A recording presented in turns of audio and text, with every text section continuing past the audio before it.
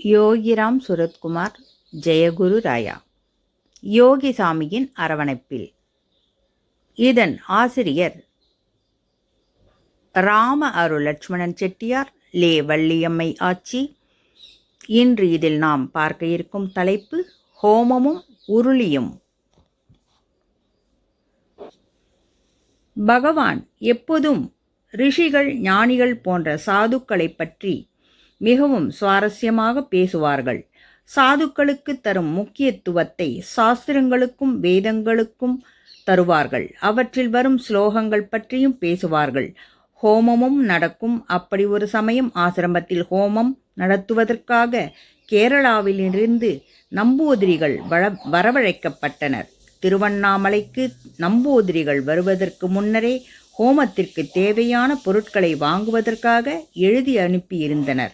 அதில் உருளி என்று ஒரு பொருளை அவர்கள் குறிப்பிட்டிருந்தார்கள். அதை பார்த்த மணிக்கு ஒன்றும் புரியவில்லை. சாமி உடனே, மணி நமக்கு தேவையில்லை, செட்டியார்கிட்ட சொல்லுவோம் என்றார்கள். எப்போதும் தெய்வ காரியங்களுக்கு பகவான் என்னை இழுத்து விடுவார்கள்.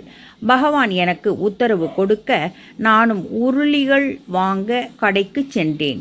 திருவண்ணாமலையில் அனைவரும் தெரிந்தவர்கள் என்பதால் நான் கடைக்காரரிடம் எடை போடாமல் பணம் கொடுக்காமல் 2 உருளிகள் வாங்கினேன். நம்பூதிரிகளுக்கு எது தேவையோ அதை மட்டும் எடுத்துக்கொள்கிறேன். அவர்களிடம் கேட்டு வருகிறேன் என்று கடைக்காரரிடம் சொன்னேன். அவர்களும் சரி ஐயா என்று சொல்ல நான் அந்த உருளிகளை எடுத்துக்கொண்டு ஆசிரமத்திற்கு வந்தேன். அப்போது பகவான் தற்போதைய சாது போஜனம் நடக்கும் இடத்தில் நடு கம்பத்தில் கம்பீரமாக சாய்ந்து உட்கார்ந்திருக்க நான் மணியிடம் உருளிகளை கொடுத்து நம்பூதிரிகளுக்கு எது வேண்டும் என்று கேட்கச் சொன்னேன். அவர்களிடம் காண்பித்து கேட்க நம்பூதிரிகள் ஏதோ ஒன்றை போதுமென்று சொன்னார்கள். மணி என்னிடம் அதை அனுப்பி தருவதற்குள் பகவான் மணியிடம், மணி என்ன அது, இங்கே கொண்டு வருவோம் என்றார்கள். சாமியிடம் மணி அந்த 2 உருளிகளையும் கொண்டு போய் வைத்து விபரம் சொன்னார்கள். சாமி, அந்த 2ம் இங்கேயே இருக்கட்டும் மணி என்று கூறினார்கள்.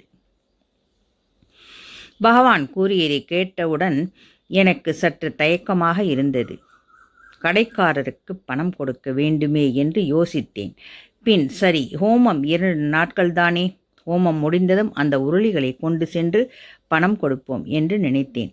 அந்த 2 நாட்கள் நம்பூதிரிகளை எங்கள் வீட்டில் தங்குவதற்கு உத்தரவு கொடுத்தார்கள். நம்பூதிரிகள் எங்கள் வீட்டில் தங்கினார்கள். ஹோமங்கள் முடிந்ததும் நம்பூதிரிகளுக்கு அந்த 2 உருளிகள் நிறைய சன்மானங்களை கொடுத்தனுப்பினார்கள் பகவான். பின் என்ன செய்ய, அந்த உருளிகளுக்கு தோராயமாக எடை கணித்து கடைக்காரர்களுக்கு பணம் கொடுத்தேன். யோகிராம் சுரத்குமார், ஜெயகுரு ராயா.